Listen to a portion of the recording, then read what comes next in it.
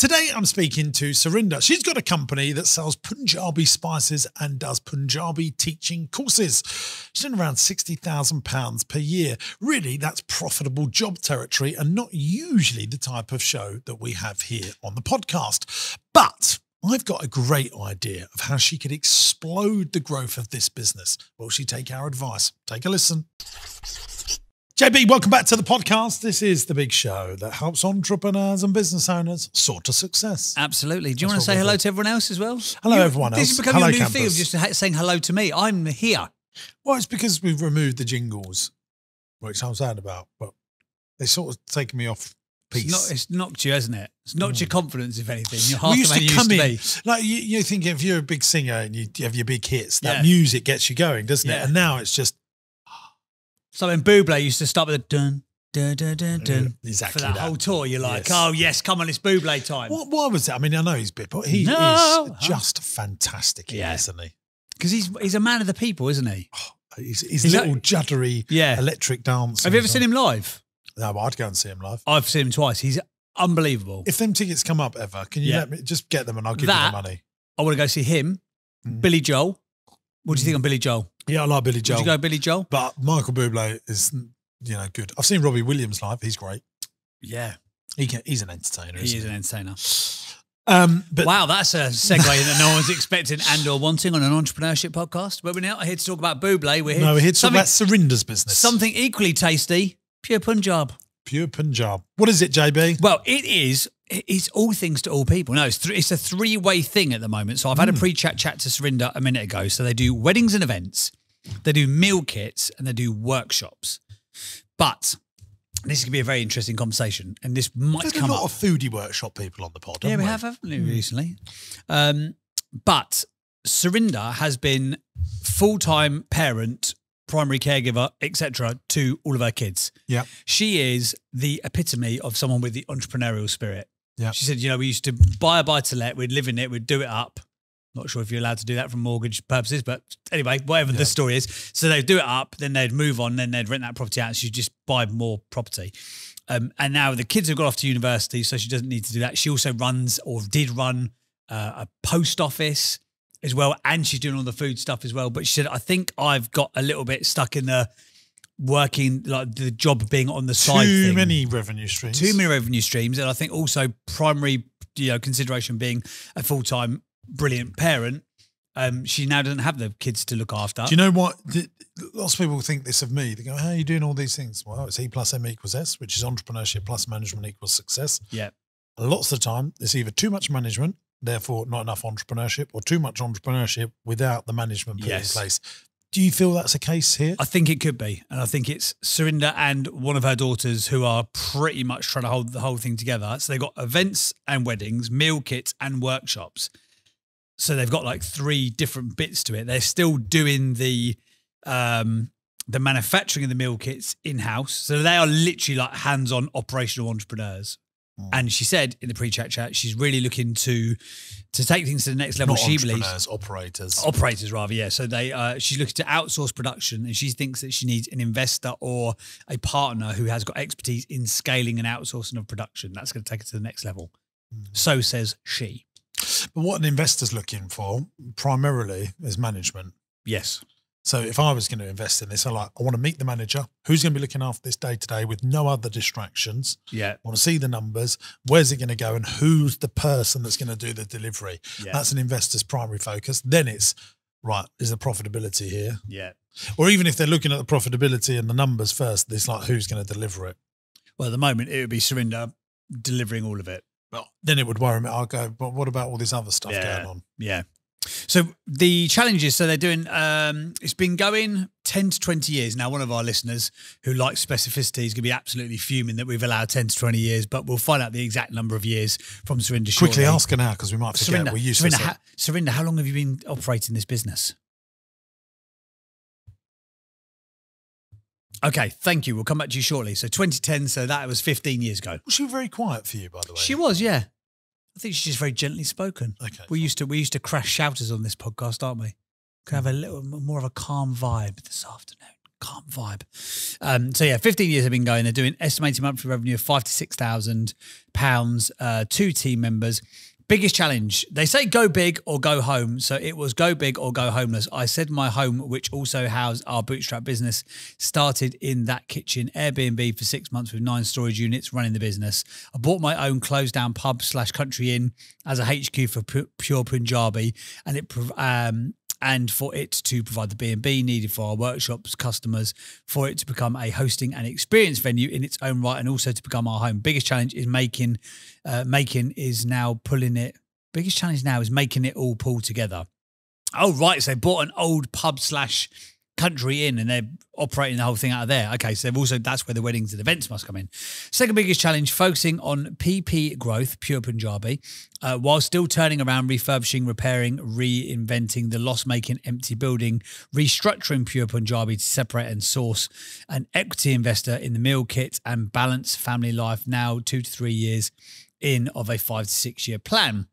Third biggest challenge, starting from scratch in a new area, creating a network and making contacts to gain traction and get corporate and business bookings. She was saying that the workshops, they're trying to get into corporate. They're doing a little bit of that now, but they want to do more of it. Where do you want to be in 1 year's time? We always ask our entrepreneurs that on the podcast. She said, we want pure Punjabi separated into separate scalable meal kit business with an equity investor.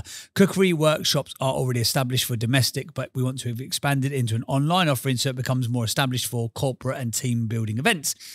In profit for the HQ and offering a venue available for holistic and cultural events and experiences for our own and other businesses. What does the business look like? I'm so confused. It's too much. We need to say to Surinder, just focus on one of these because we won't be able to. Like if it's just the meal kits, let's focus on the meal kits. Okay, and we'll need to say put the others because reapply for confused. Each business. Yeah. I'm confused, and I think our audience will be confused. So we'll say to it, just the meal kits. Okay, fine. Today. What does the business look like when it's finished? For the building to be a profitable centre for our other businesses delivering their own cultural and experiences. A hosting venue not only for our pure Punjabi North Indian workshops and events, but for other minorities and groups and startups. She wants pure Punjabi meal kits in an outsourced production and to have distribution. Do you make the profit you want to make? If so, what is it? You should know. Currently, everything is ploughed back into the building. How do you spend your day-to-day time in the business? We always ask people that. And she said, on the business, in the business, trying to plan and be proactive, often being reactive though. I'm basically doing everything. And then there's a bunch of questions that she would like to ask to you as well. So we're going to cover all of that. So we've got meal kits, workshops and weddings. Which one do we want to talk about? We need to ask Surinder. Well, I think it's the meal kits, isn't it? But we'll find that out shortly. But before all that happens, there's a knock at the door, which I know you're a fan of. Yeah, come on now. Oh, and then we've got some unboxing. Yes. It's time for the interesting quote or fact of the week. Interesting fact or quote of the week. You going first, JB, or where are you at? You go first if you got one there, love. Okay, thanks, sir. Just give me a second here. Here we go. Winners are just losers that didn't give in. Winners are just losers that didn't give in. That came from Ryan Goodwin, 94. I've got another one here. I think I'm going to chuck I love out this there. one. The Winner Takes It All by ABBA. Best song that ABBA ever made. Sorry, just I'm having a big fan of ABBA. You're not? I do love the Mamma Mia film. Of course you do. Carry on. Chuts just said, can't work with him anymore. Okay, this one is from Ben Rexley. This is a good one. Coca-Cola makes so many products that it would take what years to drink each one? How many years would it take to drink each one? I've heard this. In like 21 years. If We you did had a this different one as an each interesting day. fact. We did this as an interesting fact or quote, no? No, About that 6 was months how ago. many products they made, that was. Oh, and how many days it would take to try each one? Yeah. So Sure, it's like Coca-Cola makes so 21 many years. products that it would take. Yes, it was. What was it? I think they've nicked our interesting fact or quote off our interesting fact or quote. Yeah, there we go. Well, it's 9 years is the 9. answer. There we go. There we go. There's I think that was some good ones. I might just give you one, but this one is here from Jason AEG. The best way to predict the future is to create it. Yes, The Jason. classic. Love that. One more. Go on, then. Quote: "The squeaky reel gets the grease." From Medisa Cleaner Services. I like it. Medley sent. This was on the podcast earlier. Oh, well, there you go. Quote: "The squeaky wheel gets the grease." That's true, isn't it? You meant previous I think episodes. what that we recorded one at a time. yeah. I think that's a good one. That the squeaky wheel gets the grease, because whoever moans the loudest, whoever shouts the loudest does get the support. I've got a quote. Go on. This was from my 8-year-old son. Go on. He comes out with some absolute gold sometimes, honestly. He's a little mini Tony Robbins. He made a bookmark for Hayley, and it said, and he wrote on it, he said, "Remember, you're an amazing mummy and you can do anything." So every night when she puts her bookmark in her book, well, it's a bit wet though, isn't it? He said to me like this. Oh, I thought that was it. No, this was it. He just comes up with this like stuff, and I'm like, where did you get this from? He said, "Don't say you can't, because you always can. You just don't know that you can yet." Oh, that's good. And I was like, what? Well done, Mini Bert. Mini Bert, well done, Louis. He'll love that he's had a little shout at the podcast. Well done, Lulu. Don't say you can't, because you always can. You just don't know you can yet. No, that's some knowledge. That's interesting fact or quote of the week, gang. There we go. Interesting quote up. Don't need the jingle again, though, do we? No. We ain't got time for that. You've got to be gone. You've got a big, important call in 30 minutes. We've got 33 minutes to do this podcast. We've got to save the business. Not save the business. We've got to help the business in 33 minutes. Right, should we just get Surinder on the pod? Hey gang, we're going back to the pod in just a moment, but I wanted to tell you about Entrepreneurs University.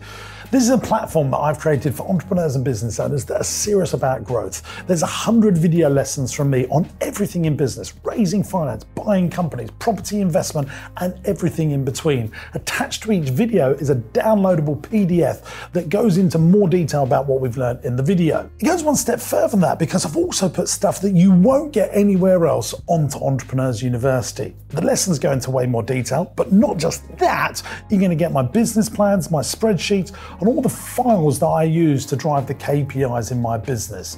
Just think about how powerful that could be for your business. And here's the good news. You can try Entrepreneurs University for free. 14-day free trial. After that, it will cost you just $49.99 a month. That's less than a pair of Nikes to grow the profitability in your business. There's a link in the video description, and I cannot wait to see you in Entrepreneurs University. Hello, Surinder. Welcome to the big show. Stop calling it the big show. Do you know what? I have to say, we've actually had people messaging calling it the big show now. Have they? Oh, no. I love it. Fuming. Right, Surinder, we are going to do unboxing of your products. Yes. Now, you've got 3 businesses, Surinder. James here, Mr. Sinclair. You've got 3. You've got meal kits, workshops, and weddings. Yes. We only want to talk about one so we don't confuse our audience. Which one would you like to talk about out of those 3? No, let's do. You're right. Let's do meal kits, because it's the only one that's scalable without myself and my business partner Sophia. And business partner Sophia is also daughter, yes? Also daughter, yes. Yeah, got it. Oh, look at these lovely packs. So in here, thanks for inviting Oh, I Surinder like onto the packaging. podcast. Please find it close. A small bespoke meal There's kit. another one in there. Yeah, this one's for me. Oh, it smells amazing. I think you've got to open it on the show, haven't you? Oh, yeah. There's one each. There's one each. One each. Thank you for I clarifying like that. how Yeah, this. Look how beautiful. Do you actually send them out wrapped like this? For bespoke, we do for bespoke. Yeah, if they're ordered, then the kits you've got inside, then they would go in a normal cardboard box. If someone's ordering, a butter chicken, a Punjabi chicken, but when it's a bespoke box, we gift wrap it. This is lovely. So is there meat in here? It's everything that's non-perishable. Oh, good. The idea Yes. being nothing perishable, no waste. Because this has been in our office for a week, I think. Yes. Just checking. I don't want to open it. I don't want to damage the beautiful paper. So what inspired the business to make meal kits, pure Punjabi? Tell us, Surinder, while we're opening. So the reason it started is Oh, yeah, wow. I'd obviously done lots of different things to find ways to provide for 3 now adults. And at one point when I had the post office and sorting office, it had a small shop, and I thought, right, I'm going to do something different, and it'll be a specialty and fine food shop. And I was looking for producers to stock, and I could not find anybody that produced garam masala or spices the way my mum had taught me to do, and her Oh, mum and her really? mum, so on. And I looked and looked across the UK, and I couldn't find anything I'd give my family. And then I just sat down and I thought one day, well, hang on a minute, I know how to do this. So I called environmental health and said, what would it involve? And they came around and they did the inspection, and they took me through, you need to do food hygiene, et cetera, et cetera. So I thought, right, it's Punjabi and it's pure to that region. So I'll call it pure Punjabi. Wrote Sophia in. She was at university, called her and said, by the way, I've put you down as a co-partner with me. She's like, okay, fine. Thank you for letting me know. And then got the labeling done, got it bottled, produced, and sold our own products in our own shop to be our own supplier. Wow. So I've got this naan mix here. What do I do with this? Just add water to it? Milk and oil. Milk and oil. And that's it. Yeah, so everything. So you can keep that in your cupboard, and then when you think, oh, I fancy some naan, or someone's going to make it for you, then they just get the dry ingredients out, and then they follow. You should have a QR code. There is a QR code. Yes, there is. Yeah. And you're going to have method instructions there. He'll pass this on to his chef or one of his staff. No, I like it. I will actually. You love cooking, yeah, don't you? I will, mate. So just talk me through, just because I'm interested. How do you make a naan? How do you make a naan? Yeah. So you got this. So you add the water in the middle. But what's the cooking part of it? Frying pan or oven? Once you've mixed all those dry ingredients with your wet, then you obviously make a dough, tear it into the dough balls, roll it out, stretch it into like a tear shaped naan shape. Not as giant size as restaurant, by the way. These are medium size, home size. And then we can actually do it under a very, very, very, very hot domestic grill on the highest setting, and it will puff and inflate and char. If you have a tandoor at home, then slap it on the side of a tandoor. He's got one of them, haven't you? I don't know what a tandoor is. I mean, it's the oven. It's the ceramic oven. So you slap the bread on the side and it pops off. Right. Oh, it smells amazing. I like the branding and everything. Lovely, it's good. I like the name, Pure Punjabi. That smells incredible. Very good. Okay. So we're going to talk about the meal kit business. So you've talked about there's lots of different challenges that the business has had. So to talk about you, because you seem sort of hell-bent on the fact that you need an equity investor for this thing to help it grow. Why are you thinking that's what you need? Well, good question, JB. Thanks, mate. So once we had started stocking it in the shop for ourselves, the other bits developed organically. So just to very slightly sidetrack because it is slightly relevant, that what then happened was we decided we'd put on a series of pop-up events because we started selling the products at markets, and we did one in our own village where we used to live. And from that, we thought, well, it was a big success. We did cooked food and the products. From that, we thought, well, let's do pop-up events. So we ran a series of pop-up events where we did our own Punjabi food, but we layered it with dance performance. And we got dancers from London. And these things sold out like wildfire all around the villages in the area we lived in, which is Wiltshire, Hampshire border. And then people said, could you teach us to cook? And that's how Cookery School started, which is actually our biggest revenue earner. It's the thing that's kept everything going. What is the revenue on that? I know we're not here to talk about that, but just roughly. The revenue annually across everything always caps at 60K, always caps at 60K because physically, Sophia and I can only manage that amount. So we do no marketing, almost no advertising. I mean, it's a shocker, almost nothing. What, so 60K on cookery classes or on everything and meal kit sales and everything across the year because we just literally let it come in organically. So, I mean, I don't want to, I don't think there'll be an investor that wants to. No, I understand that. Exactly. I understand that. And the only reason that I would say, just going back to then the products going to the cookery school, and then the reason that I sort of say that is with the actual garam masala, it sort of grew and grew from that into making meal kits and bags for people because they were sort of expressing interest. And I suppose we've always been a little bit led by consumer demand. People have said, would you do that or can you do that? We've thought, well, that's an interesting thing to do, and we'll have a look and test it and see if it works and if people want it. And then from that, the thing has just grown bigger and bigger and bigger into the 3 divisions. With the meal kits, when we got to COVID and we were not allowed to do any workshops and not allowed to do any outdoor markets where we would sell a lot of our kits, it was the first time ever where we had to concentrate solely on the meal kits. And within 3 weeks, just by advertising to our newsletter, our subscriber database, because we've always collected data from the very beginning, we collected data, and they grew our sales. We organically on the website was £200 to £400 just through nothing. Just people found the website and then they bought it, and that was it. And then it grew by 1,200% within 3 weeks. So alarmingly that Google featured us as a case study of how to pivot. The problem that gave us was we were doing 12 to 18-hour days all throughout COVID, producing and packing, and it nearly killed us.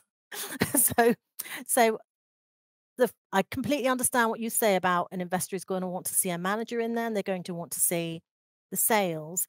I think the COVID situation shows proof of sales and proof of how it can grow. I don't think it does, I'm Do you afraid, not?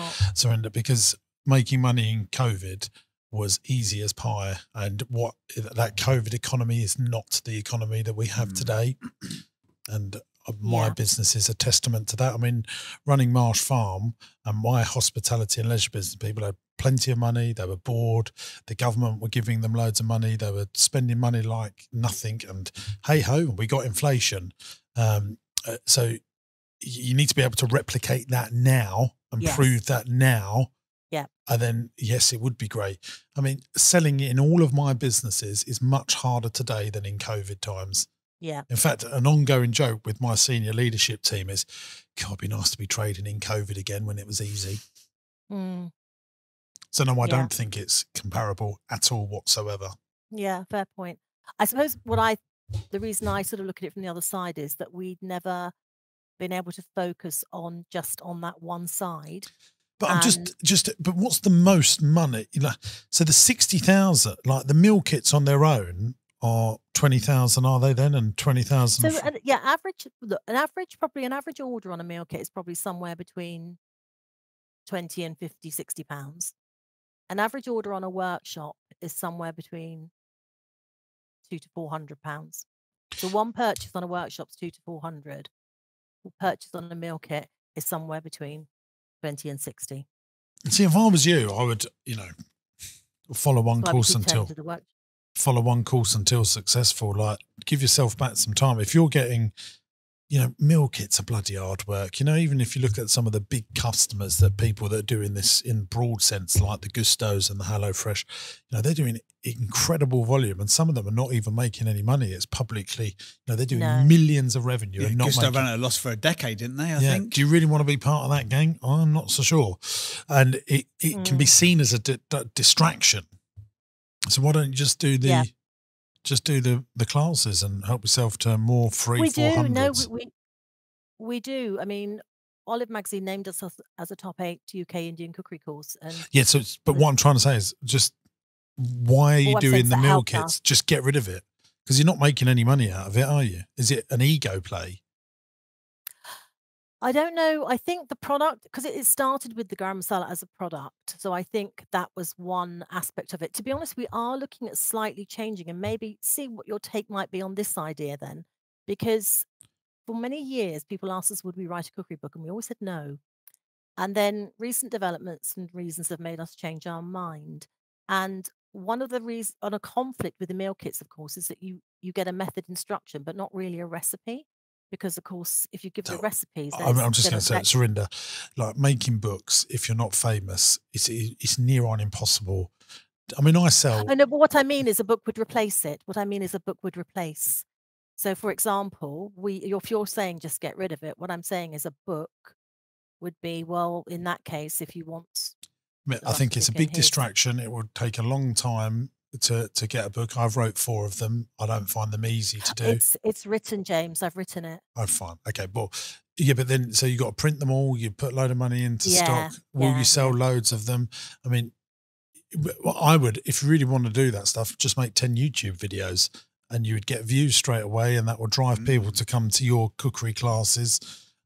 Nicely shot, mother and daughter on Absolutely. site. It would drive footfall to the You workshops. get Yeah. sponsorship from YouTube, over time. That's what I would be doing. And every cookery class that you do, you should have someone recording it so you can leverage your time there and snip bits up so it drives volume in. Because at the moment, remember, look, we've got a business here turning £60,000 from 3 revenue streams. One is the weddings, is that right? Yeah. Yes. One is the workshops, one is the meal kits.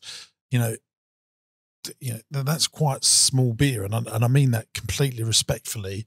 But what if you could get your workshops up to £300,000-500,000 a year? And I think that's very possible to do. Very possible to do, and get rid of all the noise and distractions. How do you get enough people to know about it? So you've got 150 people come into, an event where you teach people on stage and they watch you cook. People do that stuff. I like doing that stuff. And then they go to the enhanced course where there's only 20 people there. and you and your daughter present on stage, you can hire out a theatre really cheaply, really cost effectively, and you fill it up, and then that's your feeder into your sort of small group classes, and you just watch the money come rolling in. There's lots of woofties, well off over 50s, that have got time, wealth, and resource on their hands. And then they will buy the ingredients from you at a markup because they want to copy it. And I just think that's such a better model. Because, you know, really at the moment, you've got a profitable job that you're working a lot of hours for, and you've got a lot of distraction. If you can make content, make YouTube video, like cooking on YouTube. Oh, so popular. I can't tell you how amazing that is. I mean, I love cooking. Like, Surinder, literally, it's a massive pastime of mine, and YouTube's my go-to. You put that video up, it will work for you forever and ever and ever. And if you're good at it and it's well shot, that will drive so many opportunities to you. Yeah, because one of the issues for us is we only take a maximum of 8 on our workshop, and because we teach in the very traditional style, we can't hire other people in to do it. It's only No, but you could do it. You could hire out a theatre, and you could do a hour and a half like cooking presentation. You have a big screen behind you. You have like a 4-camera shoot, couple of overhead, like they would do Saturday morning kitchen live. But you would do it in a theatre, and everyone buys their tickets. They watch you. They love that. I really wish I could, you know. Then more people would go to the 8 sessions, but because you would have an influence, they would pay more. Right. And why you want to do the theatre shows, it forces you to make more content, because you then repurpose all that time into lots of little YouTube videos. so essentially we're coming back to content then, aren't we? Content, YouTube content. Yeah. And then once you've got a YouTube audience, then you make your book, because you would sell loads. But we did do a little campaign for the last year across testing the book, and I sort of put it out across a lot of online versions of magazines, and across the campaigns we did across 7 publications, they give you the stats for how many actually click on it to read about it and how many enter to win potentially a workshop or a book. And we did a book gift card with every one of them, so just to sort of do like a pre-release. And we had 235,046 clicks, and then we had 164,000 entries. So we've sort of built up a database of people who registered for it, because I wanted to just test the market and see if there was an interest in the book. I mean, if you sell 164,000 books, like you just said there, that would make you a bigger author than David Williams. Well, no, that was the entries to try to win it. So No, out but, of I mean, that, that's not the same. I'm no, trying to of course, help no, you I here. Sort understand that. people joining competitions to win free stuff. Like, if you make YouTube videos, Yeah, it will absolutely go off. Like, if Yeah. you really focus on that. Like, I Yeah. mean, honestly, I reckon you would, whatever you're getting in on meal kits, if you're good at it, and I think you've got a good voice, and you know you're doing it with your daughter and you're teaching people, I reckon it wouldn't take long to have a good few £1,000s coming in a month, and sponsorship. You know, people will be saying, "Can you mention our ingredients? Here's 500 quid. Here's £1,000. Cook with our utensils." It's massive. It's so broad, as long as it's done well. And you know, Chuds is here. You know, we'll bring him in now, but he will tell you this, like I will tell you this. If the video is good, YouTube finds you the audience. Can we bring in Chud? He knows more about it than me, but that's the essence of it, isn't it, Chuds? It's Chuds, ladies and gentlemen. YouTube will started applauding him I every time it completely comes on. agree. Yeah. I think if you really know what you're talking about, Yeah, then and it's authentic. yeah, I think you're already ahead way further than you think. A lot of people make videos because they need to make videos, but you're already an expert. So And you're that's why already- it should be documented, yeah. If you are teaching people 8 in a class, it's already you're probably already a good presenter, because you're teaching 8 people. Yeah. And what might be good to do on your YouTube chat, and that's why I was saying about the theatre show, because if you've got 100 people in front of you, you're forced to sort of present in a way. And, Yes. you know, And we're both comfortable. Cooking with- is a great with niche as well, sorry talking to people. interrupt, but that is a wonderful thing to... Yeah. And there are literally millions of people ready to watch that. Yeah. You haven't got to find a non-existent audience. I actually think we could go one step further than that. I think it's in the B, isn't Yeah. it? Billions Yeah. of people are watching cookery stuff every year on YouTube. James, just to sort of clarify then, what you're saying to us or to me and to me and Sophia is everything we've done with the cookery workshops, because we've just got, literally hundreds and hundreds and hundreds of raving reviews with the meal kits and all of the things you're doing. You're saying to divert all that, channel all that to YouTube and focus on YouTube and make content for YouTube. Well, do you see what I do? Just copy James Sinclair. I make all this content and then people pay to come to my seminars. I don't advertise at all for my seminars. People come to my seminars because of my YouTube content. I'm literally, it's just... I think. Why do people pay to go and see Taylor Swift? Because they watch loads of her videos on YouTube, listen to it on Apple Podcasts or Spotify, whatever it is. I mean, I'm not talking about something that is not a tried, tested and proven model time and time and time again. Yeah.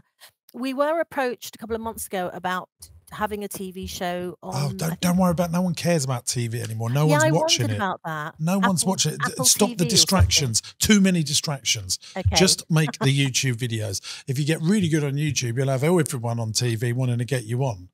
No one cares about TV anymore. Go and listen to young people. They're not watching it anymore. A good TV show in the UK that's doing very well will get 500,000 views. And it would cost an absolute fortune to make. You just need to start recording all of your workshops and repurposing. It's very simple. So practically speaking, because we already have a YouTube channel, practically speaking, we need to find the person to record it. Then we need to get the professional equipment. No, just get some. I mean, next time you do a workshop, before you start thinking about spending loads of money, just find a company that can record you. Local videographer. Chaz, what would that cost, mate? How long is it? How long's the workshop? They're all day. Yeah, so a whole day, at least £500 for someone that's really good. And then editing time on top. Yeah, another £500. Yeah, and then so you've got, what would you get out of that? 6, 7? I know someone will come and do it for 750 quid and he'll do all the edits for you for Great. one day, and he knows how to get that really nice looking content. I'll put you in touch with him after. He's fantastic. Yeah. Okay. He's brilliant. Because I think it's the practical steps along the way where because we have to manage running the workshops, we sort of couldn't. We take loads of photos ourselves, but to bring a third party in, you're always worried about finding that right person. Well, I think you're worrying too much. Like if they're the wrong person, when you do your next workshop, which will be 2 weeks later, you find someone else. What's the worst that can happen? Oh, this video is not very good. We'll try again. Yeah. No, we have brought people. I mean, that first curry that you made probably wasn't as good as the 10,000th curry you've made, was it? That first one was when I was 11. That was all right, Yeah. So you get your daughter to ask you questions. What you doing here, Mum? Blah blah blah, and when how old was you when you first made your curry? Like beautiful stuff. So quick question then, James. We recorded all the cook-alongs because we did cook-alongs all through COVID as well online to our newsletter subscribers, and we recorded all of them on Zoom. But that content wouldn't be professionally recorded. Is there anything we could edit and repurpose from that? I don't think you should just get this person that JB says when you next do your workshop and say to him, I want loads of little shorts. I want just look at all the cookery people. I mean, if you look on I follow on my Instagram. Then this is a little Easter egg. I only follow the companies that I'm about to buy or I have bought, and cookery people or very close friends and family. Right. And I just love. There's some great cookery people. They've got massive followings. It's not offensive, you're not political. It's not sexual. It's not racist. It's not feminist. Everyone needs to eat a couple of times a day to live, and they love watching food being prepared. And there's some great people, and they just do it all with an iPhone, and they have these huge followings. And then they sell the books, and then they sell all the. You could have something amazing here. So could we've got a lot of content on the iPhone and a lot of the content on Zoom. Could we meanwhile use some of that as well?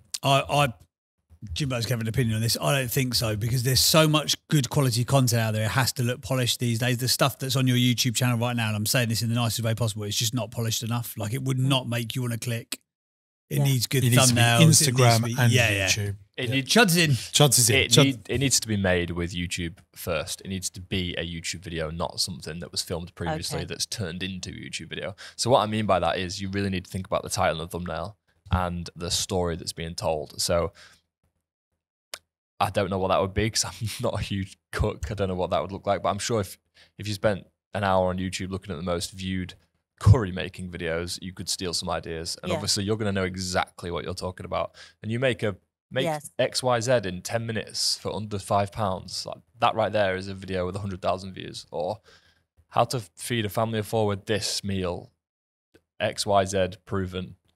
Just build. Are you scared of making a curry? Well, this is the easiest way to do it. Never made a curry before. Try this. Yeah, that's a great first video. Like that idea there is you're attracting a demographic on YouTube that's ready to watch. I've just thought about something, Juds. So I watch political stuff every week because I'm quite interested in politics. I watch business roundup stuff every week and cookery stuff every week. They're the 3 things without fail that I'll watch.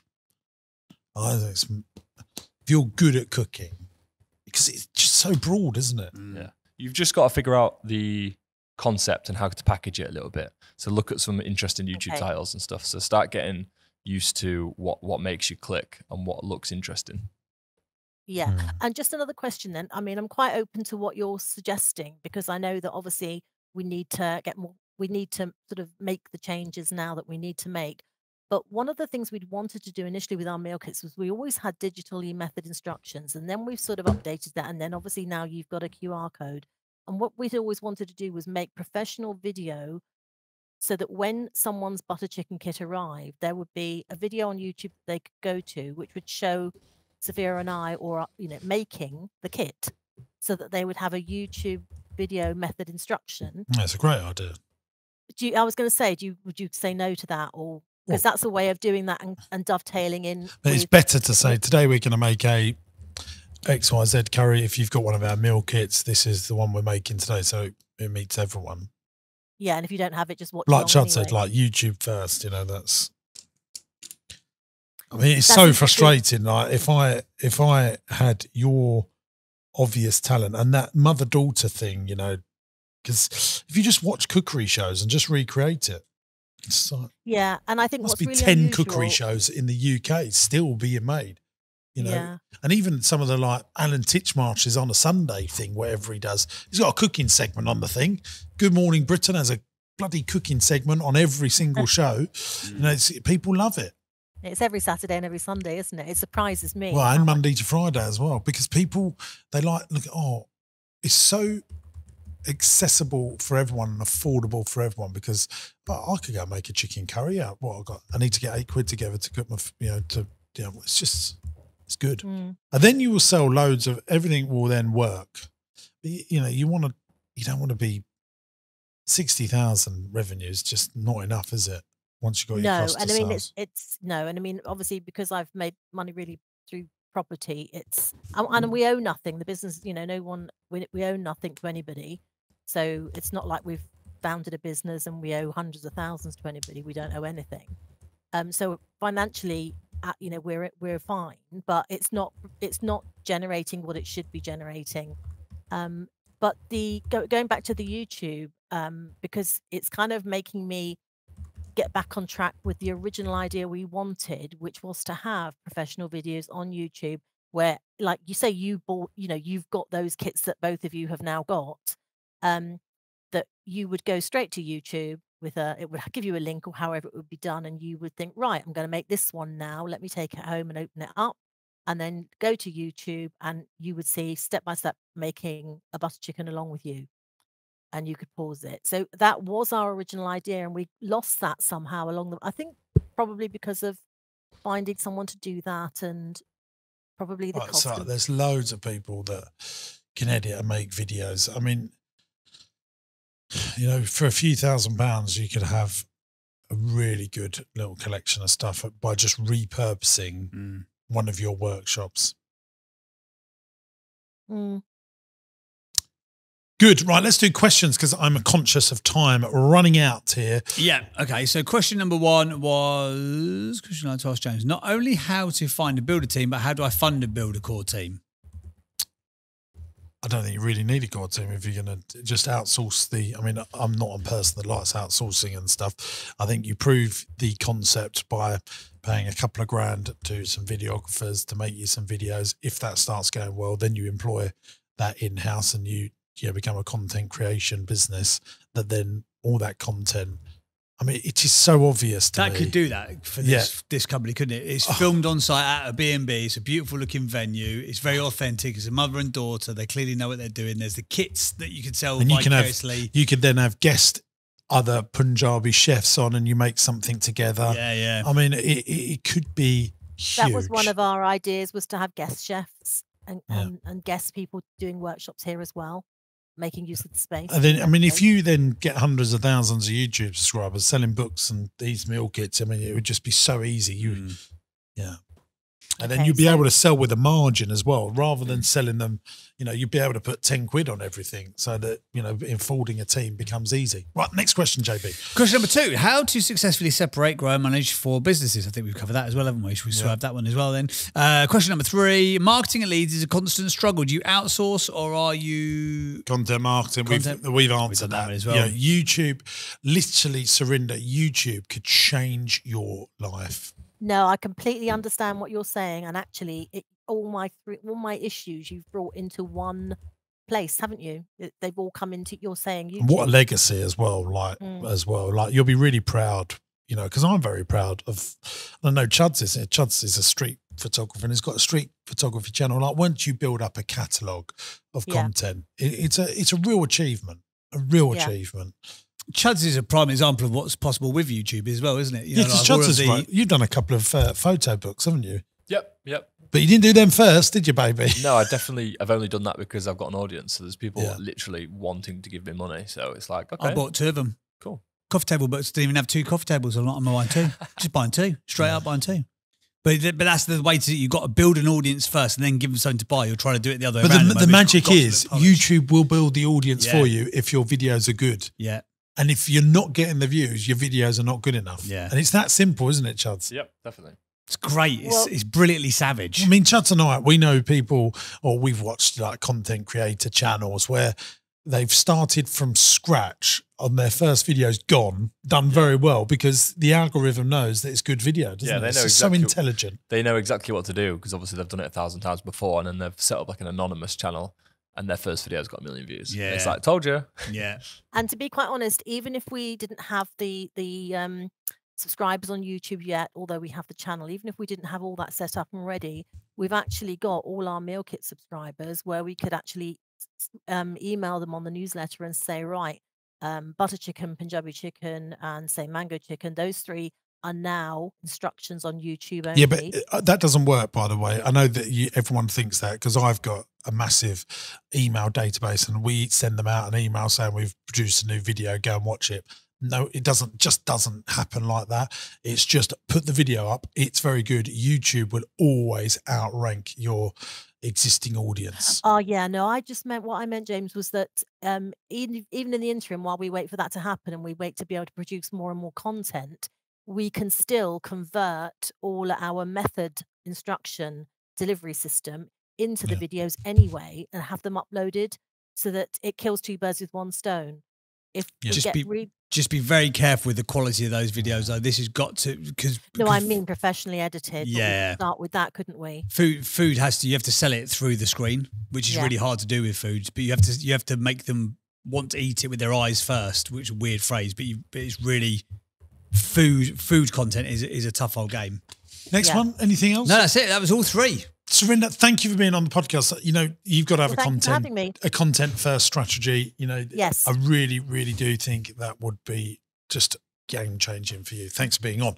Let's crack on, JB. Thank you very much, Surinder. Take care. Is not on Bye. James Sinclair's side today. Go and check. Oh, he clearly not because he's talking about himself in the 3rd person. That's when you know he's desperate for time. Right, purepunjabi.co.uk, by the way, if you want to go and check out Surinder's It smells incredible, by the way. Right, we need to do this. It's time for the 8 Trends of the Greats. This is the show with James Sinclair rates our entrepreneur out of 8. I don't think we should do that today. Fine, we're not doing that today. We're going to go straight for this. We're going to do We don't often do that, but I don't think it's right. Do you agree? No, because we've made a too realign. early. Yeah. It's too small. for us. Realign, yes. Okay. Fine, it's time for this instead then. It's time for the business quiz. I love these. I love these. Are getting very good now, Chuds. I've got curry for dinner tonight as well. Haley's just No, these are can't getting wait. very good. These questions. McCormick, Chuds, everybody. Chuds. under his It's leadership, actually Stevie, really. She puts the effort in for this. Fine. Stevie, everybody. but I reckon Chuds is. Yeah, because if it wasn't leadershiping. good, it'd be like, yeah, but it's just not good, is it? He'd do that face, it's just not No, good. no, I've heard him have conversations sort of in the Hurry office. up, you've got a meeting! Right. McCormick and Company is the world's largest producer of spices and food products. Sounds very spicy and authentic, sure. What were their total sales in 2024? So they make Schwartz. An equally Indian-sounding brand. That sounds, Schwartz. That So sounds like a you know those Swiss little bank. You know, you have these little pots in your cupboard. Oh, yeah. All of those, yeah. Yeah. And there's also a creme brulee here, I think, but maybe that's. McCormick and Company is the world's largest producer of spices and food products. I don't think. Creme brulee has cinnamon on top, that's why. Can I just say, I think food products, saying they're the largest food, I think that's a bit broad, but spices we'll go with. Okay. I mean, food products is, I mean, you're up there with some pretty big Yeah, hitters. it's definitely spices. And Spices. Products of that niche. Of that niche. So McCormick and Company is the world's largest. Right, okay. Got your whiteboard. So JB. McCormick and Company is the world's largest producers of spices and food products. What were their total sales? Bam, bam. Yeah. I've got time to mess about. Worldwide company, Chuds. No, not just UK. Worldwide. Worldwide. Oh, I'm a bit spicy. Spices. How many? I mean, this is a great joke. This. I mean, it's not a joke. I reckon I've got 24 tops of turmeric in my cupboard. Do you? Because every time I'm making something, I go, I don't know if I've got any turmeric. Get home, 64 pots. And the one time I go, no, not buying any more rosemary. Run out. Got loads in there. Rosemary's got Fuming. What's your favourite spice? I love a crushed chili. Are you a spice fiend? No, I don't like. Rosemary is a very good one because you put them on roast potatoes with a bit of garlic. Oh, I ain't got time for this mia. nonsense. Come on, hurry up. But good. You've got an important meeting. I love the fact you rock up to these important meetings always late. There's always like 15 people there from very like serious looking organisations. I've got 2 2 minutes. minutes. Hurry up. That's 7 billion people on the planet. There are 7 billion bicycles in Beijing. Do you remember that? That was a rubbish song, wasn't it? It wasn't 7 billion, it was 1 million bicycles. I'm going to go with 9 billion. Are you? You went 7, crossed it out, went 9, I went 8. I think you've taken your guys from me there entirely. It's close. Chuds nasty. He Come loves. on, Chuds. I've realised Chuds likes the power of knowing this, and he comes over and sniggles at us if we're wrong. Let's call Mainly it- you, he sniggles Yeah, at. he's in his, let's call it in his waistcoat, and then he just walks off and goes, It's really "Idiots." annoyed me. Yeah, go on then, son. Go on then, son. 6.7 billion. Yeah.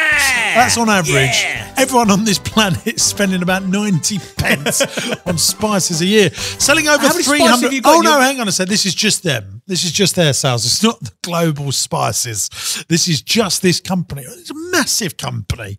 They're just selling 6.7 billion pounds with these little bottles.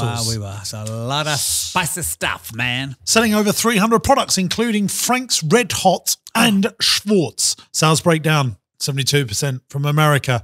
The EMEA. What is the EMEA? European. Middle East, isn't it? Oh, is it? Yeah. Okay. Is 18%. AP said You know, the appers. that's 10%. Their products are sold in over 150 countries. I mean, to be fair, I did think it was not just McCormick and Company. That's why I shut lost up. that. Right. Tell him If where you'd they like can to go. come and see one of our events live, we're in London for buying. No, we're in London for Business Masterclass, the We're in big Essex theatre show. for and buying businesses is held at Roller City, which is one of my businesses where sometimes we record this podcast. Last time there was a guy, by the way, who was doing a couple of $100,000 in turnover, listened to your podcast, took some advice and sold it for over £1 million, and he turned up. Just say thank you. There you go. There we go. If you'd like to come and see ideas, then go to my website, Hashtag ad. jamessinclair.net. All details of our events are on that website. Make sure you subscribe wherever you watch or listen to this podcast. And please tell your friends. In fact, no, don't tell your friends. Tell just one person. Pass the pod. Pass the pod to baby. one pal. It's been a lovely day that I've spent here with you, James Burr. It's been a lovely day. And it's a lovely day with me, James Sinclair, and Michael Chudley, as the Shout three out everybody. amigos. Shout out everybody. The fastest growing podcast in Morden. Coming live We've got to verify that fact, but it sounds about right. We're the fastest growing podcast at the Blue Boar Hotel in Morden. Of that we're certain. See you soon, gang. Ta-da! Bye-bye. Thanks for watching today, gang. I hope you enjoyed the show. Now, look, we're looking for some great businesses to come on the podcast. If you've got challenges, but you're desperate to grow your business and you can't necessarily work out how to do it on your own, you'll be a perfect candidate to come here on the podcast. It's absolutely free to come on the show. Go to my website, jamessinclair.net, and there's a podcast button. Click on the podcast button, fill in the application form, and we'll do our very best to get you on the show and try and grow your business. If you're loving the podcast, make sure you subscribe to the channel by clicking here. And why not give this one a watch? I think you'll like it.